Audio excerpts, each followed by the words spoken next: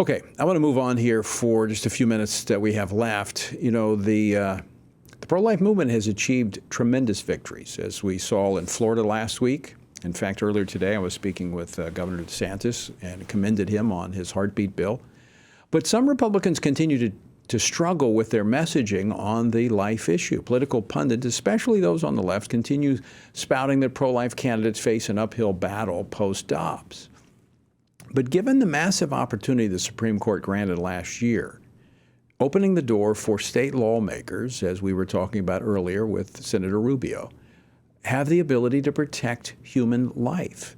How should they go about doing that? Joining me now to discuss this, Brent Keilen, Vice President of FRC Action. Brent, welcome back to Washington Watch. Thank you, Tony. Good to be with you again. So there's this narrative out here, and I addressed it this weekend at an RNC event in Nashville. There's this narrative that's being put out by the political class, the media, political consultants, that the life issue is a liability and Republicans need to lay it down and move away from it. But that's not what the numbers tell us, and it's certainly not what the people tell us. Tony, that's exactly right. A couple of stats that come to my mind on this, and the point you're making right away, are the results that we saw in the elections last November.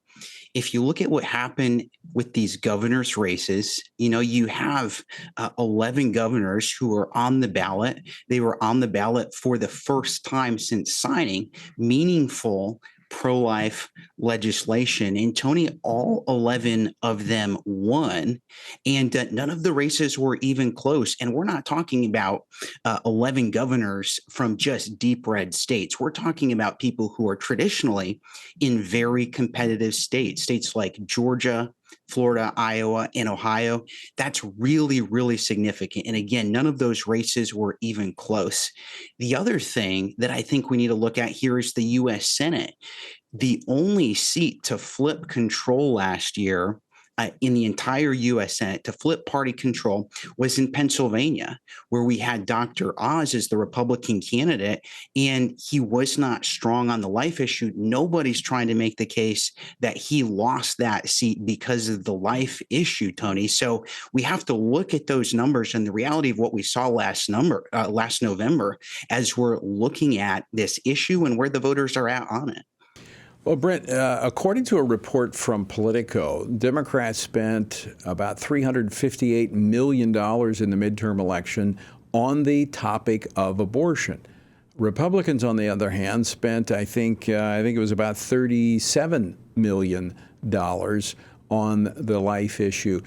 That's not even close to being the same. So there's no way that you can win a debate or persuade people if you don't talk about something. And, for 40 years, conservatives have pretty much owned this territory by talking about the protection of the unborn. All of a sudden, post-Dobbs, the discussion shifted to banning abortion, not protecting the unborn. And I think that had a tremendous impact on the way the public saw the issue.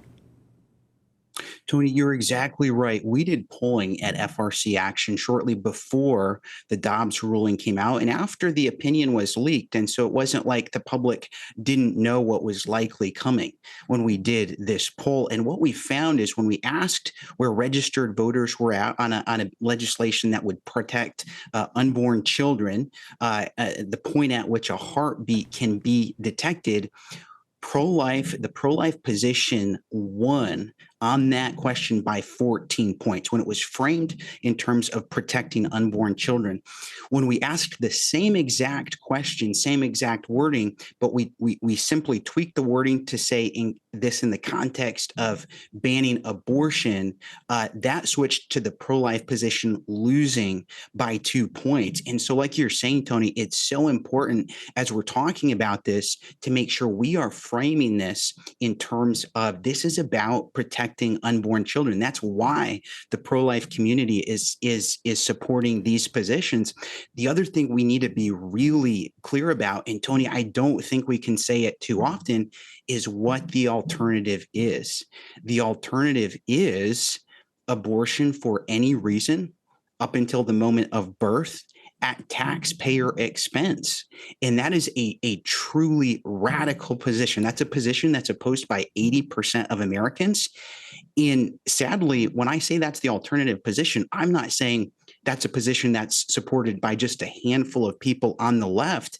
Unfortunately, that is the mainstream position. That's the mainstream alternative right now. So when we're talking about this issue, it's so important to talk about defending unborn children, but also talking about what that very, very, very clear contrast is on this. What you described is the Democratic Party's platform. I mean, that's Yes. where they stand on this issue. So if you want to talk about extreme, that's extreme. But you don't have a contrast if, so-called pro-life candidates are not talking about it. Look, as I said, for nearly 40 years, the Republican Party has been a party of life, and they've talked about protecting the unborn. We finally got to a point where we saw victory at the Supreme Court, and it's almost as if it's kind of like the dog that caught the car. They didn't know what to do with it at that point. Look, you just keep doing what you've been doing, because the court decision did not eliminate abortion. It simply said the state lawmakers now will set the policy, and at the federal level as well, not judges.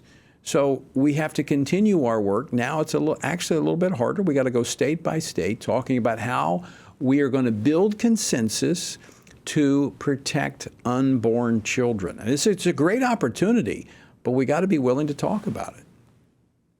Tony, it's so true. We have to speak up. You can't win any public debate without saying anything. You just can't do it. So we have to be giving the alternative. We have to be talking about what our position is to make sure that that position is, in fact, being represented in this public conversation. Tony, the other thing I'd like to mention quickly, if I could, is I know many of the listeners, many of the viewers are very, very invested in this topic. And we do have other resources on this. One of them is our event coming up this fall, Pray, Vote, Stand Summit.